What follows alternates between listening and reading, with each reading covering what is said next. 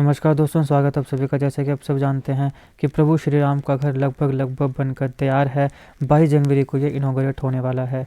इसका आर्किटेक्चर क्या है, इसका डिज़ाइन क्या है, स्टाइल क्या है, कौन से मटेरियल्स का यूज़ किया गया है, सारी चीज़ों को हम इस वीडियो में विस्तार से कवर करेंगे।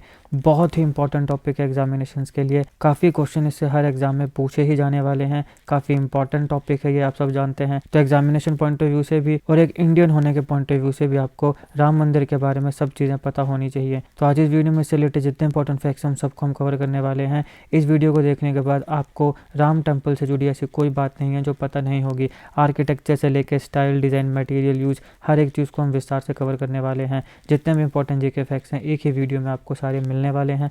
वीडियो को अंत तक ज़रूर देखिएगा क्योंकि काफ़ी नई चीज़ें आपको सीखने को मिलेंगी, एक इंडियन होने के नाते, हिंदू होने के नाते या फिर जीके पर्सपेक्टिव से भी। तो वीडियो को अंत तक देखिएगा। चैनल पर नए हो तो सब्सक्राइब अवश्य करिएगा। बाकी politics, economy, GK, geography, science, technology के तमाम वीडियोस के लिए हमारी प्लेलिस्ट को जरूर चेक करिएगा। आप किसी भी एग्जाम की तैयारी कर रहे हो, हमारी प्लेलिस्ट और करंट अफेयर के बाकी वीडियोस आपके लिए काफ़ी हेल्पफुल होने वाली हैं।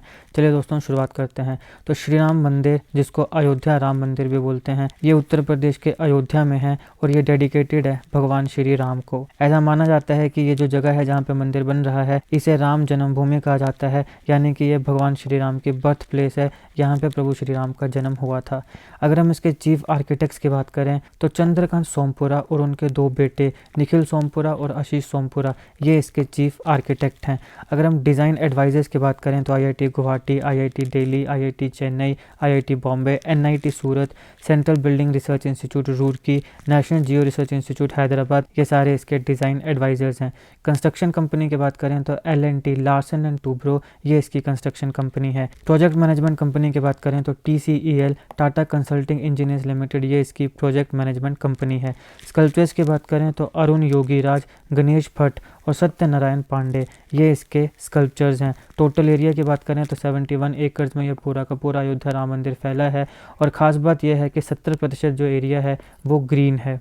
टेम्पल डायमेंशंस की बात करें तो लेंथ 380 फीट है, विड्थ 250 फीट है, हाइट 161 फीट है।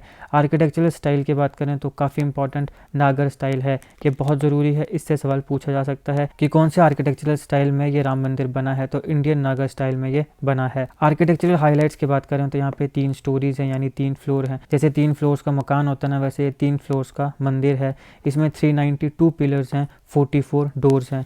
भूमि पूजन की बात करें तो 5 अगस्त 2020 को इसका भूमि पूजन हुआ था और इनॉग्रेशन की डेट कौन सी है, 22 जनवरी 2024 है। अब ध्यान रखिए, राम मंदिर की कंस्ट्रक्शन में कोई भी स्टील और आयरन का यूज़ नहीं हुआ है, इसके यूज़ को कम्प्लीटली अवॉइड किया गया है। जो ट्रेडिशनल कंस्ट्रक्शन मटेरियल है उसी को अयोध्या राम मंदिर के कंस्ट्रक्शन में यूज़ किया गया है और ये बताता है, रिफ्लेक्ट करता है ट्रेडिशनल जो हमारी बिल्डिंग प्रैक्टिसेस थी उसके साथ ये अलाइन करता है। मेजर कंस्ट्रक्शन मटेरियल जिनका यूज़ हुआ है राम मंदिर को बनाने के लिए वो आता है बांसी पहरपुर पिंक सैंडस्टोन। ये है बांसी पहरपुर पिंक सैंडस्टोन। इसको राजस्थान के भरतपुर डिस्ट्रिक्ट से लाया गया है और जो मेन टेम्पल स्ट्रक्चर है वहाँ पे इसका यूज़ किया गया है। फिर आता है ग्रेनाइट स्टोन, प्लिंथ्स में ग्रेनाइट स्टोन का यूज़ किया गया है। फिर आता है वाइट मैक्राना एंड कलर्ड मार्बल्स, जैसे कि आप यहाँ देख सकते हैं, इनका यूज़ किया गया है इनले वर्क के लिए। टीक वुड का यूज़ किया गया है डोर्स की कंस्ट्रक्शन के लिए। इस मंदिर में जो डोर्स हैं वहाँ पे सोने के डोर भी हैं और कई कई जगह टीक वुड डोर भी आपको देखने को मिलेंगे। स्पेशल ब्रिक्स का यहाँ पे यूज़ किया गया है जिनमें श्री राम लिखा है। जो यहाँ पे आप देख सकते हैं, ये एक ब्रिक है, ये एक ईंट है, यहाँ पे श्री राम लिखा गया है। तो इस प्रकार के स्पेशल ब्रिक्स का इसकी कंस्ट्रक्शन में यूज़ किया गया है। ये जो ब्रिक्स का यूज़ किया गया है इनका नाम दिया गया है राम शिलास। इन ब्रिक्स को, इन ईंटों को क्या नाम दिया है, राम शिलास। और यहाँ पे इन ईंटों में श्री राम क्यों लिखा गया, क्योंकि आप सब जानते हैं कि राम सेतु जब बनी थी तो उसमें राम सेतु में जो स्टोन्स का यूज़ हुआ था उन स्टोन्स में राम लिखा था, जैसे कि आप यहाँ पे देख सकते हैं। इस प्रकार के स्टोन्स की मदद से राम सेतु बना था जिन स्टोन्स के ऊपर राम राम लिखा गया था। तो ये उसके साथ पैरेलल ड्रॉ करता है कि जैसे राम सेतु बनाने के लिए जो पत्थरों का यूज़ हुआ वहाँ पर राम लिखा गया, तो ये मंदिर जो बनाया गया इसमें ईंटों का यूज़ हुआ जिसमें हमने श्री राम लिखा है। तो एंशिएंट सिम्बोलिज्म और ये मॉडर्न क्राफ्टमैनशिप जो है, इन दोनों को इंटरवाइन किया गया है यहाँ पे अयोध्या राम टेम्पल की कंस्ट्रक्शन में। बाकी कुछ मटेरियल जिनका यूज़ किया गया है वो है Shaligram rock, copper plates, gold और अष्टधातु। अष्टधातु मतलब 8 धातु, अष्ट का मतलब होता है 8, तो ये कौन कौन से धातुएं हैं इनको हम आगे देखने वाले हैं। पूरे के पूरे भारत में 550 टेम्पल्स को स्टडी किया गया अच्छे से, ताकि best possible architectural design Ram मंदिर का तैयार किया जा सके। अयोध्या राम मंदिर के कुछ मेजर आर्किटेक्चरल हाईलाइट्स की बात करें तो उसमें सबसे पहले आता है फाउंडेशन का डिज़ाइन।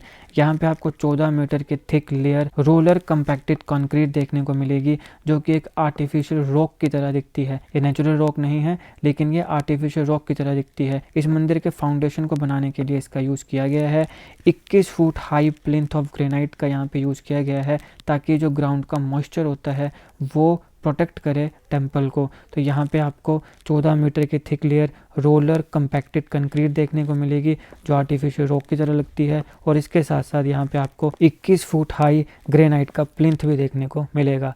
मेन टेम्पल की बात करें तो मेन टेम्पल जैसे मैंने कहा कि नागर स्टाइल में बना है, इसको आपने ध्यान में रखना है। ओरिजिनल डिज़ाइन जो है राम मंदिर का, इसको 1988 में डिज़ाइन किया गया था अहमदाबाद की सोमपुरा फैमिली के द्वारा। टेम्पल आर्किटेक्ट की जब भी बात आती है तो अहमदाबाद की सोमपुरा फैमिली काफ़ी इंपॉर्टेंट है, काफ़ी सिग्निफिकेंट है। इनके पास रिच लेगेसी है टेम्पल क्राफ्ट्समैनशिप की। हमारे भारत के और भी बहुत टेम्पल्स हैं जिनके डिज़ाइन उन्होंने बनाए हैं, और उसमें से सोमनाथ मंदिर भी एक आता है। हालांकि 2020 में इस फैमिली के द्वारा जो डिज़ाइन बनाया गया था उसमें थोड़ी बहुत मॉडिफिकेशन की गई वास्तुशास्त्र और शिल्प शास्त्र को मद्देनज़र रखते हुए। अब जैसे मैंने कहा कि इस मंदिर में 3 स्टोरीज माने 3 फ्लोर्स हैं, और हर फ्लोर जो है वो भगवान राम की जो डिवाइन जर्नी थी उसके अलग अलग स्टेजेस को बताता है। ग्राउंड फ्लोर की बात करें तो ये भगवान श्री राम का जो बचपन था और उनका जो बर्थ था उसको डिपिक्ट करता है, जो स्टोरी है उनके बर्थ की और उनका जो बचपन था, जो छोटे बच्चों की लीलाएं थी, उन सारों को ग्राउंड फ्लोर जो है वो बताता है। फर्स्ट फ्लोर की बात करें तो फर्स्ट फ्लोर जो है उसका डिज़ाइन भगवान राम के दरबार की तरह बनाया गया है। इस टेम्पल में आपको 5 मंडप यानी 5 हॉल देखने को मिलेंगे, नृत्य मंडप, रंग मंडप, सभा मंडप, प्रार्थना मंडप और कीर्तन मंडप। इस टेम्पल में 44 डोर्स हैं, इसमें से कुछ डोर ऐसे भी हैं जहाँ पे 100 kg का गोल्ड कोटेड है, जैसे कि आप यहाँ पे देख सकते हैं। 100 किलो के गोल्ड के द्वारा ये जो टेम्पल का डोर है ये बनाया गया है। इस टेम्पल की जो मेन एंट्रेंस है उसका नाम है सिंह द्वार, तो ये आपने ध्यान में रखना है। इसके एंट्रेंस में आपको काफ़ी स्टैचूज देखने को मिलेंगे जो कि रामायण के जो प्रोमिनेंट कैरेक्टर्स थे उनके स्टैचूज हैं। तो जैसे ही आप इस मंदिर में एंटर करेंगे वहाँ पर आपको सीरीज ऑफ स्टैचूज देखने को मिलेंगे जो रामायण के जो प्रोमिनेंट कैरेक्टर्स हैं उनको फीचर करते हैं। यहाँ पे आपको परिक्रमा पथ भी देखने को मिलेगा। परिक्रमा पथ आप सब जानते हैं, एक जैसे मान लो मंदिर है तो इसके इर्द गिर्द परिक्रमा की जाती है, मतलब इसके इर्द गिर्द घूमा जाता है। तो वो जो रास्ता है जहाँ पे चलेंगे उसको परिक्रमा पथ बोलते हैं। तो यहाँ पे परिक्रमा पथ के साथ साथ आपको 100 इवेंट्स हैं वाल्मीकि रामायण के जो यहाँ पे इनग्रेव किए गए हैं।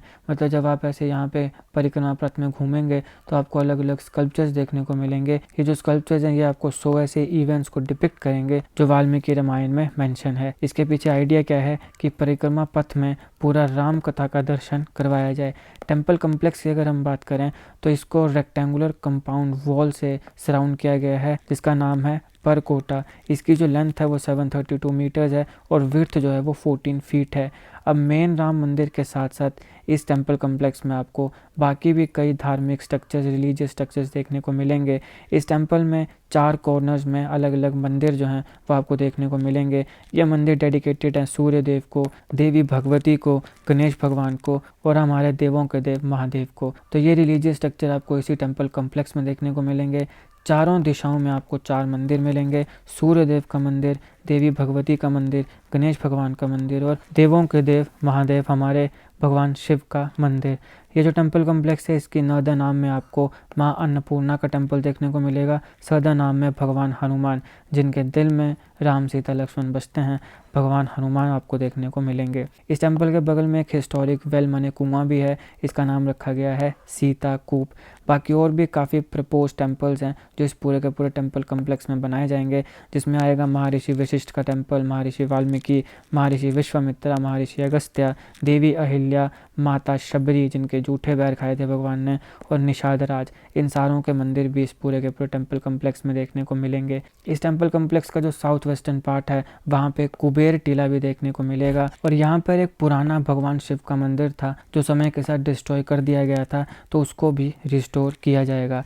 यहाँ पे रामायण का एक करेक्टर है जटायु, आप सब जानते हैं, उनका भी एक ब्रॉन्ज आइडल इंस्टॉल किया जाएगा। इस टेम्पल कम्प्लेक्स में कुछ इंडिपेंडेंट इंफ्रास्ट्रक्चर भी देखने को मिलेंगे, जैसे सीवेज ट्रीटमेंट प्लांट है, वाटर ट्रीटमेंट प्लांट है, फायर सर्विसेज है और इंडिपेंडेंट पावर स्टेशन है। यहाँ पे पिलग्रिम्स के लिए फैसिलिटी सेंटर्स भी हैं 25,000 कैपेसिटी के लिए, यानी 25,000 जो पिलग्रिम्स होंगे जो यहाँ पे भगवान राम के दर्शन करने के लिए आएंगे उनके लिए काफ़ी पिलग्रिम्स फैसिलिटी सेंटर भी हैं। यहाँ पे आपको मेडिकल फैसिलिटीज़ मिलेंगी और पिलग्रिम्स को लोकल फैसिलिटीज़ भी मिलेंगी। इसके साथ साथ यहाँ पे आपको सेपरेट ब्लॉक्स मिलेंगे, नहाने के लिए वॉशरूम है, वॉश बेसिन है, ओपन टैब्स हैं। अब देखिए काशी और मथुरा के जो ओल्ड टेम्पल्स हैं, पुराने टेम्पल हैं, उनके ऊपर कई बार लाइटनिंग स्ट्राइक्स हुई, यानी बिजली जब गिरती है तो बिजली गिरने के कारण यहाँ पे ओल्ड टेम्पल्स में काफ़ी बार डैमेज देखने को मिला है। तो इससे सीखते हुए इस मंदिर में 200 kA का 200 किलो एम्पायर का लाइट अरेस्टर भी देखने को मिलेंगे। इस टेम्पल के स्ट्रक्चर के ऊपर इंस्टॉल किए गए हैं ताकि लाइटनिंग स्ट्राइक भी अगर होती है तो वो भी इस मंदिर को डैमेज ना कर पाए। टेम्पल कम्प्लेक्स में आपको म्यूजियम भी देखने को मिलेगा जो भगवान राम और रामायण से जुड़े जो आर्टिफैक्ट्स हैं वहाँ पे उसको शोकेस करेगा। यहाँ पर टाइम कैप्सूल भी प्लेस किया गया है इस मंदिर के ग्राउंड के 2000 फीट नीचे। इस कैप्सूल में कॉपर प्लेट है जहाँ पे भगवान राम मंदिर और अयोध्या से रिलेटेड कुछ इन्फॉर्मेशंस को इंस्क्राइब किया गया है। ये टेम्पल जो है ये अर्थक्वेक रेजिस्टेंट स्ट्रक्चर है, यानी ये इस प्रकार से बनाया गया है कि अगले 2500 सालों तक अर्थक्वेक भी आ जाए तो भी इस मंदिर को कुछ नहीं होगा। इस मंदिर में नेपाल के गंडकी रिवर से 60 मिलियन ईयर्स पुरानी शालिग्राम रॉक से बनी एक आइडल को भी रखा गया है। यहाँ पे जो बेल है ये अष्ट धातु की है। अब अष्ट धातु में कौन सी 8 धातुएं आती हैं, देखिए gold, silver, copper, zinc, lead, tin, iron और मरकरी। इस बेल का वेट है 2100 kg और जब इसे बजाया जाएगा तो 15 किलोमीटर तक इसकी आवाज़ सुनी जा सकती है। अब हम बात करते हैं कि राम मंदिर कंस्ट्रक्शन की सिग्निफिकेंस क्या है। सबसे पहले बात करते हैं रिलीजियस सिग्निफिकेंस। देखिए राम मंदिर जो है वो काफ़ी हॉट टॉपिक बना रहता है हमारे इंडियन पॉलिटिक्स में। कई सालों से हिंदू और मुसलमानों के बीच में इससे रिलेटेड काफ़ी क्लैशेस हो रहे हैं। तो अब जब राम मंदिर बन जाएगा तो इतने सालों के जो रिलीजियस क्लैशेस हमें हिंदू और मुसलमानों में देखने को मिल रहे हैं वो भी अब ख़त्म हो जाएंगे। सारा का सारा झंझट जो है ये ख़त्म हो जाएगा। इसके साथ साथ देखिए कई ऐसे मुस्लिम हमारे भाई भी हैं जो राम मंदिर बनने से काफ़ी खुश हैं। एक सर्वे आया जिसमें पता चला कि 70% से ज़्यादा जो मुस्लिम्स हैं हमारे भाई बहन वो भी राम मंदिर बनने से खुश हैं। तो देखो ये है हिंदुस्तान। हमने धर्म और जातियों में नहीं बंटना है, हमने सिर्फ एक ही चीज़ के लिए यूनाइट होना है और वो है भारत और भारतीयता। तो ये जो मंदिर बन रहा है और जब हिंदू मुसलमान सब मिल के इस मंदिर के बनने के लिए खुश हैं तो ये हमारे भारत में जो रिलीजियस हार्मनी है, जो भाईचारा है, उसको फर्दर प्रमोट करेगा। ऐसे भी कई खबरें आई कि कई मुस्लिम्स जो हैं अयोध्या राम टेम्पल बनने के लिए डोनेशन भी दे रहे हैं। तो ये ब्यूटी है जो आपको सिर्फ भारत में देखने को मिलेगी। यहाँ पे हिंदू मुसलमानों के मस्जिद बनाने में मदद करते हैं, मुसलमान हिंदुओं के मंदिर बनाने में मदद करते हैं। बीच में कुछ ऐसे लोग आते हैं जो एक दूसरे के धर्मों के खिलाफ बात करते हैं, लेकिन मैक्सिमम जो हमारे भारतीय हैं हम सब एक हैं। जाति धर्म से ऊपर उठ के हम भारतीय हैं और भारतीय ही रहना चाहिए। दूसरा आता है कल्चरल सिग्निफिकेंस। अयोध्या और राम मंदिर जो है इसको हिस्टोरिकल और कल्चरल हेरिटेज माना जाता है भारत की। ये हमारे भारत की हिस्टोरिकल और कल्चरल हेरिटेज का सिंबल है। तो ये जो टेम्पल का कंस्ट्रक्शन हो रही है ये एक स्टेप है towards celebrating and preserving India's cultural heritage. हमारे जो भारत की कल्चरल हेरिटेज है उसको सेलिब्रेट करना और उसको प्रिजर्व करना, ये इसके टूवर्ड्स एक स्टेप है। इकोनॉमिक सिग्निफिकेंस की बात करें तो देखिए राम मंदिर जो है ये काफ़ी मेन इंपॉर्टेंट श्राइन है हिंदुओं के लिए। तो अयोध्या रीजन में ये टूरिज़्म को काफ़ी बूस्ट करेगा। अब जब टूरिज़्म को बूस्ट करेगा तो इस रीजन में काफ़ी जॉब्स भी क्रिएट होंगी और इकोनॉमिक ग्रोथ को भी ये स्टिमुलेट करेगा। इंफ्रास्ट्रक्चर सिग्निफिकेंस की बात करें तो ऑलरेडी यहाँ पे बहुत ही सुंदर और आलीशान अयोध्या का जो एयरपोर्ट है वो बन के तैयार है। रोड्स के साथ इस पूरे रीजन को कनेक्ट किया जाएगा। पूरे अयोध्या रीजन में इंफ्रास्ट्रक्चरल डेवलपमेंट होगी। इसके साथ साथ यहाँ पे काफ़ी मेजर इंफ्रास्ट्रक्चर प्रोजेक्ट्स होंगे, जैसे रोड्स हैं, एयरपोर्ट हैं। आने वाले समय में यहाँ पे बहुत सी इंडस्ट्रीज भी लगेंगी। तो इस प्रकार से यहाँ पे इंफ्रास्ट्रक्चर की भी काफ़ी डेवलपमेंट होगी। राम टेम्पल के कंस्ट्रक्शन ने एक स्टेज जो है उसको सेट कर दिया है अयोध्या के ट्रांसफॉर्मेशन का, from ancient city to modern cultural and spiritual hub. आने वाले समय में ये स्पिरिचुअल हब बनने वाला है। अब हम बात करते हैं कि राम मंदिर की जो कंस्ट्रक्शन प्रोजेक्ट है इससे हमने सीखा क्या, लर्निंग्स क्या हैं। सबसे पहले है इंडिजिनाइजेशन ऑफ टेक्नोलॉजीज़। ये पूरा का पूरा जो मंदिर है ये इंडियन ट्रेडिशनल और इंडिजिनस जो टेक्नोलॉजी है उसकी मदद से बना है। हमने फॉरेन टेक्नोलॉजी का यूज़ नहीं किया है। तो ये हमारे भारत का ट्रेडिशनल और जो इंडिजिनस टेक्नोलॉजी है उसको बताता है, उसका ये बहुत ही बेहतरीन नमूना है। इनकॉर्पोरेशन ऑफ मॉडर्न टेक्नोलॉजी, देखिए यहाँ पे आपको काफ़ी एडवांस डिजिटल डॉक्यूमेंटेशन टेक्निक्स देखने को मिलेंगी। यहाँ पे 3D मैपिंग है, वर्चुअल रियलिटी है। इन सारी चीज़ों को कंस्ट्रक्शन के प्रोसेस और डिटेल्स को प्रिजर्व करने के लिए एम्प्लॉय किया गया है। सेकुलरिज्म की बात करते हैं, जैसे कि मैंने आपको पहले भी कहा कि राम मंदिर की जो कंस्ट्रक्शन है इसमें अलग अलग रिलीजियस कम्युनिटीज़ के लोगों ने पार्टिसिपेट किया है। तो ये हमारे देश के जो सेकुलर फैब्रिक है उसको फोस्टर कर रहा है। वैसे मैं आपको बता दूं कि अयोध्या के ही बगल में एक मस्जिद भी बनाई जा रही है। तो देखिए, जैसे मैंने पहले कहा, यही भारत है। यहाँ पे मुसलमान जो है वो हिंदुओं के मंदिर बनाने में मदद करता है, हिंदू जो है वो मुसलमानों की मस्जिद बनाने में मदद करता है।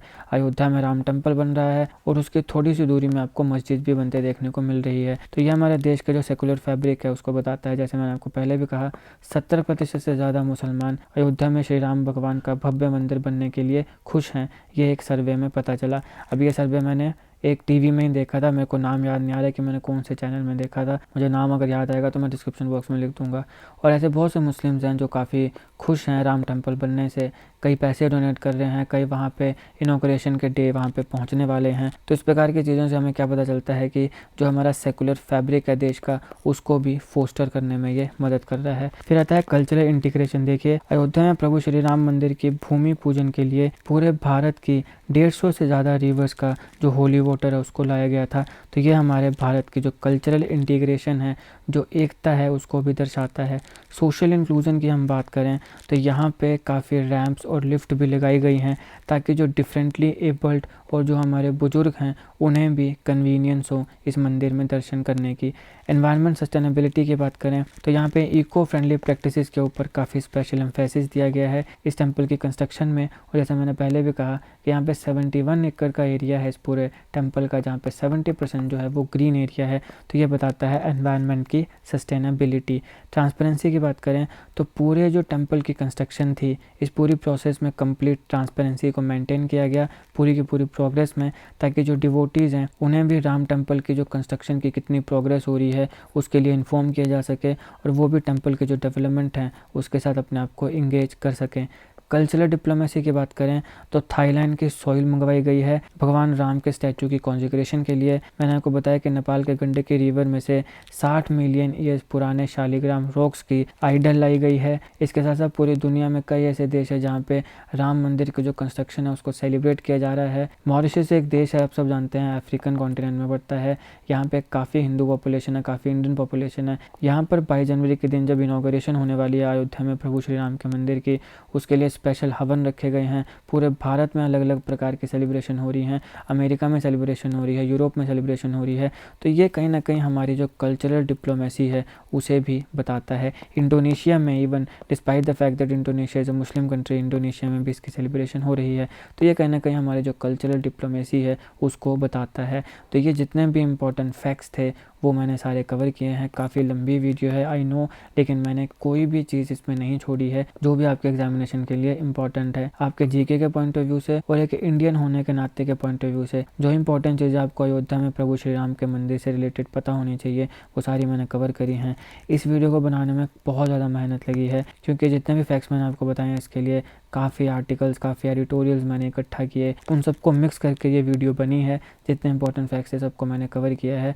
आई होप आपको वीडियो अच्छी लगी हो। अगर आपको अच्छी लगी तो लाइक करिएगा, शेयर करिएगा। Politics, economy, GK, geography, science, environment, technology के तमाम वीडियोज़ के लिए एक बार हमारी प्लेलिस्ट को जरूर चेक करिएगा। आप किसी भी एग्जाम की तैयारी कर रहे हों, हमारे करंट अफेयर और प्लेलिस्ट की बाकी वीडियोज़ को देख के आपको काफ़ी हेल्प मिलने वाली है। अगर आपको ये मेरी मेहनत और मेरे पढ़ाने का तरीका अच्छा लगा हो तो ऐसे ही जीके, करंट अफेयर और जीके ट्रिक्स की वीडियोज़ को देखने के लिए हमारे चैनल को जरूर सब्सक्राइब करिएगा। आपका बहुत बहुत धन्यवाद। जय श्री राम।